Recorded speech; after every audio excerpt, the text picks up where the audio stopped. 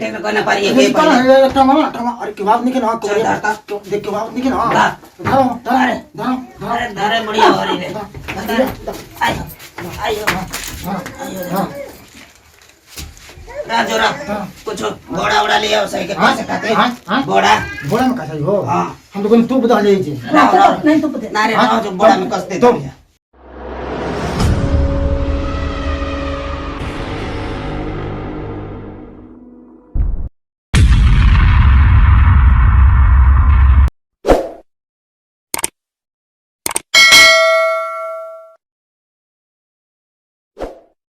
बनावती कि कहीं चल गई भी घूमे फिरे कहा करती है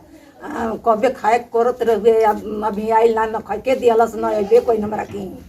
के जाने का करती है का करतली अभी खाक ना भइल का जी मां का करत रही है खाना बनात रहनी है कबे के खाने बनावत रही है तो का करी का करी हां खाला कब इदमी खाला खा ले हिम दी पहले मिस दही हां तो मिस के त खाना देल जाला कि पहले खा खिया के पहले मिस दिन तब खाइबा तनी देहिया में का दर्द निकल जाई वही तर मिसल जाला कैसे मिसतानी ठीक है ना मिसतानी मिस ही नहीं खे आवत न खाए के करे आवत न कुछ कर ही आवता का तोर माई बाबू सिखौले हमारे का जी हम घर में सीएम के बोलते रही नहीं जब कितना बढ़िया काम करे का करतली कुछ करतली अब मिसतानी खाना बनावतनी तब हमके बोलतनी जा हर में सी तो क्या यही बोलो कहाला हैं बोलता आदमी बिना दान दहेज के बात की को दे सन हमारे एगो लड़का तू रहे हैं फालतू जाए दी का बोलतनी जब नसीब में रहला तब ने ना हम बाबू भाई के जितना आटल उतना दे हला कहां आटल बाटे का देले बा कुछ देले बा आ कुछ करहु ने के आवत जाए दी मम्मी ना मार तेल भुजिया के चिपरती कर मिसे कुटे आवते ने के झूठो के आवेले हमरा पंजरवा तू करे खातिर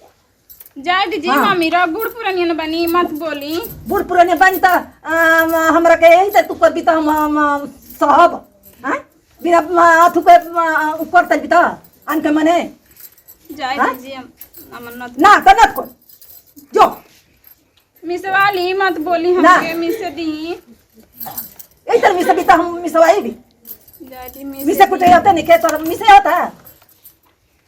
मिसवाली हमसे ना छोट छोट छोट छोट छोट छोट छोट छोट ना मत मिसाई दे ऐसे काहे को होता है हां तो यही तर मिसे भी त मिसवाई जो कोई मिसेला मिसऊ चल ना तो हमके हर में सी खाली बोली ना के मिसत नहीं के तोरे ने करता इदमी के मिसेला सब अपन सास के सास के मिसत नहीं किसान सब कोई मिसता आजकल सब कोई छोड़ देता अपन सास बोल भी ढेर। नहीं खे बोल भी हम तो मिसियो देता नहीं तब हमके बोली ना मिस जब मिस खाली त जो भाग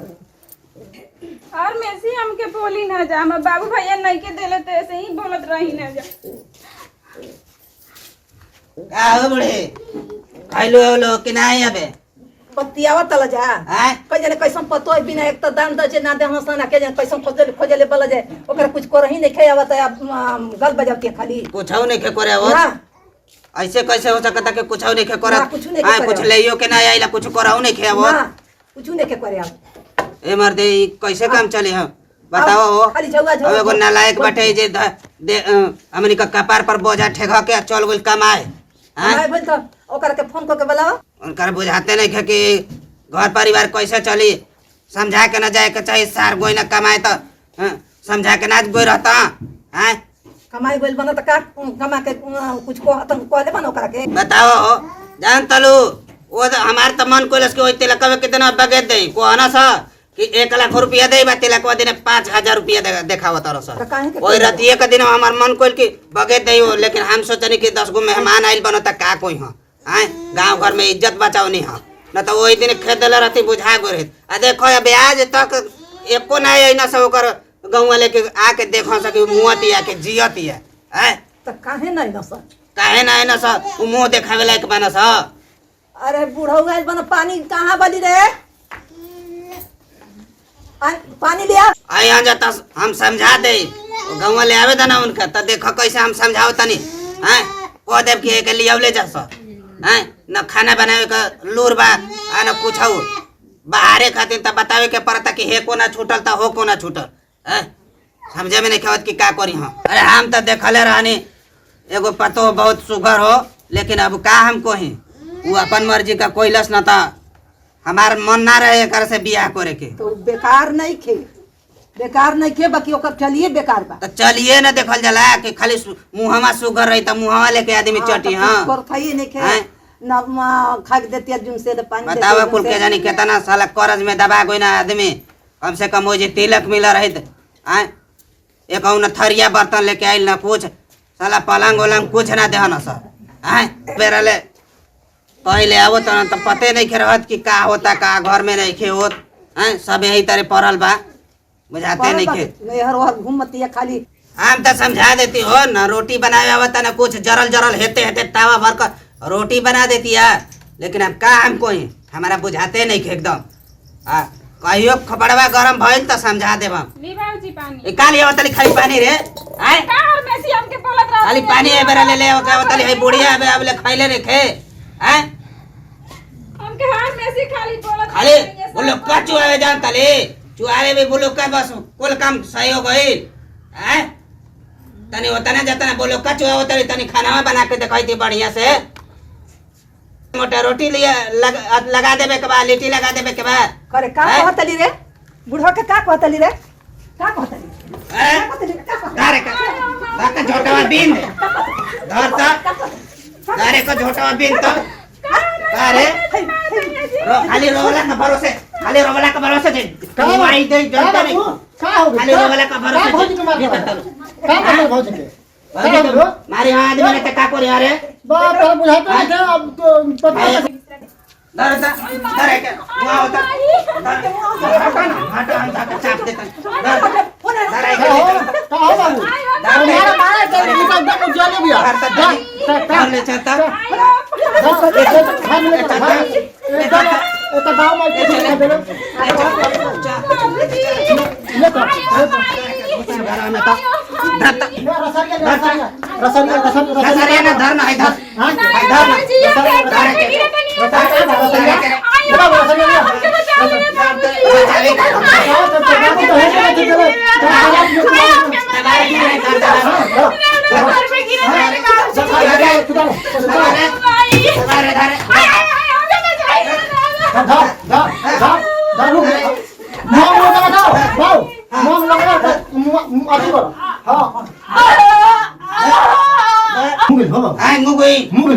ठीक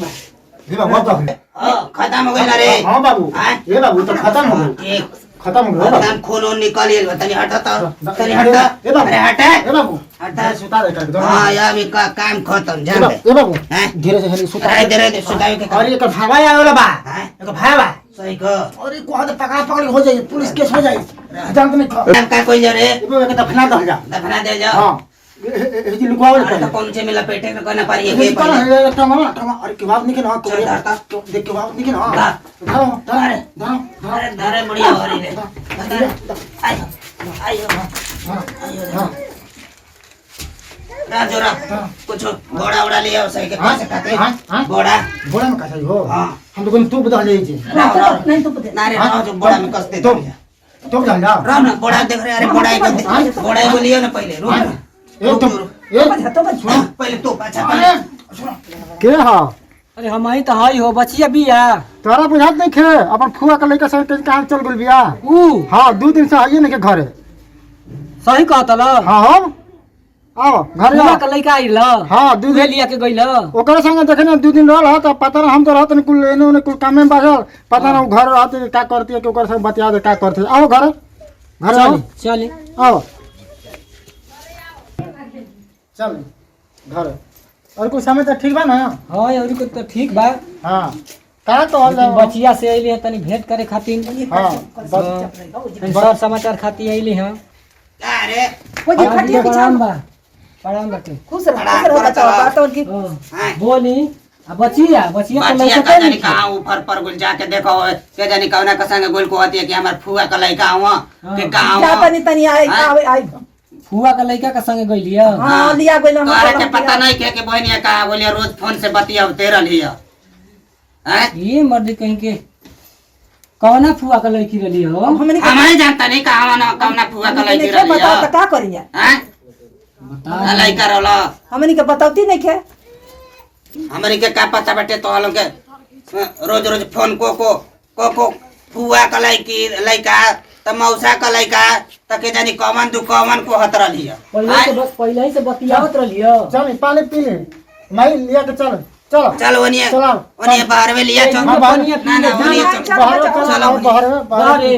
बोल बा अपना फुआ के लड़का संग अब हम बचिया से भेंट करे आइले अब पानी ना पियबो पानी रख दब हम जातनी। पानी पी ले हां जा नहीं पता करत नहीं कि फुआ पानी पिए में कौन नहीं, बचाओ, पानी फुआ नहीं के बिया की ना है। नहीं पानी ना ना हम पानी ना पियब हम जातनी। ना ना दो चीज में तो रखो लोग तो लोग आराम से रह जा घरे हम जातनी फुआ के पता करे तो लोग रह जाई। हे बाबू अरे भैया के जानकारी होई त का हो बाबू बाप ओके बोड़ा में पहले कस हाँ आ कस के ले जाके करो लाइनिया अरे रतिया को लाइनिया पर धो दी हाँ आ धइला के बाद ओ जी निकाल दिए हाँ आ निकलला के बाद देखल जई त ऐसा धरिए कि ओ लाइनिया वही पर ट्रेनवा चढ़ जाओ जले हाँ, आ एकर तो बाद देखा- कोदे जे के राती को भाग गइल रहिए कटा गइल ओकर भाई तो कोने के फुआ का लड़का संग कहीं गोल बिया हां हां भैया के पता ना चले ठीक। तो बहुत बवाल होई पता कैसे चल जे कोदे जे कटा गइल होई ओहे उपाय बा बोड़वे में पानी कस है ना कि दहेज कथी में तुम मत ओकर बतावा ओकर चल गई जिंदगी अब का हमको अरे हमारा त तो बहुत देखत रहले केतना बोलत रहले एको पैसा लेके आइल ना रहलियो जादी बाबू हम चाहते हैं ज्यादा खत्म हो गई तो ना कि पता अरे चले कोनो ना। बात ना हम अपन लड़का का ना दूसर बिया एकदम फर्स्ट क्लास को करावा हाँ, एकदम हाँ, एकदम पैसा वाली लेके आई आ पैसा। अपाची ले आलियो हाँ। ये तो कुछ ना देना ना सर तब का ये जी ठीक कोला ज्यादा बहुत बढ़िया कोला बोले नमस्कार प्रणाम भाई बहनी। आ दहेज के कारण देखत ही ना हमरा के दहेज खातिर मुआ दे न हो जा तो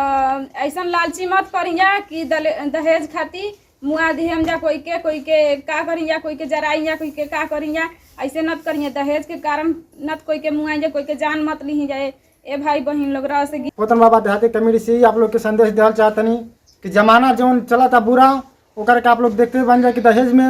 सब लोग के केहू के बेटी बहन के जान चल रहा था। हम आप लोग से ये रिक्वेस्ट और प्यार द्वार बढ़ावल चाहतनी कि आप लोग के वीडियो से देखी